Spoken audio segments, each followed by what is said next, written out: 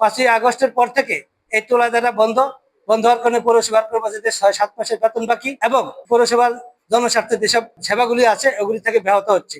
তখন আপনি মহোদয় বললেন যে যেহেতু পৌরসভার একটি প্রচলিত নিয়ম বিপদের দিকে হতে যাচ্ছে, যানবাহন থেকে টোল আদায় সহ এই যে পৌর বিভিন্ন জনগণের ট্যাক্স আদায় এগুলি আপনারা যথাযথভাবে করবেন এবং সেই ব্যাপারে তিনি পৌর প্রশাসককে পরামর্শ দিয়েছেন।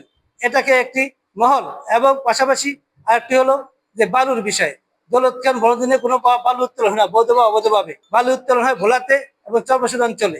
তারপরেও একটি মহল হাফিজ ভাইকে তার মান সম্মানকে ক্ষুণ্ণ করার জন্য, বিশেষ করে বিগত সরকারের আমলে, বিরোধী দলের আমলে, যখন বিএনপি বিরোধী দলে ছিল তখন যারা নেতৃত্বে ছিলেন না ভোলা জেলাতে, তারা আজকে নব্য নেতৃত্ব নিয়ে এবং 5ই আগস্টের পরে আঙ্গুল ফুলে কলা গাছ হয়ে তারা হাফিজ ভাইয়ের বিরুদ্ধে এবং বর্তমান ভোলা সদরে যারা সংসদ সদস্যের দায়িত্বে আছেন সেই ধরনের লোকজন তারা হাফিজ ভাইকে নানাভাবে হেয় প্রতিপন্ন করার জন্য বালি নিয়েও তার বিরুদ্ধে অপপ্রচার চালাচ্ছে। অথচ গত কোরবানিতে জনাব এমপি মহোদয় তার গ্রামের বাড়ি কুয়েলিয়াতে সাংবাদিকদের নিয়ে একটি সৌজন্য সাক্ষাৎকার করেছেন। সেখানে তিনি স্বপ্রণোদিত হয়ে বলেছেন যে বালি উত্তোলন অবৈধভাবে বালু উত্তোলন সম্পূর্ণ বন্ধ, এ ব্যাপারে আমি জিরো টলারেন্স।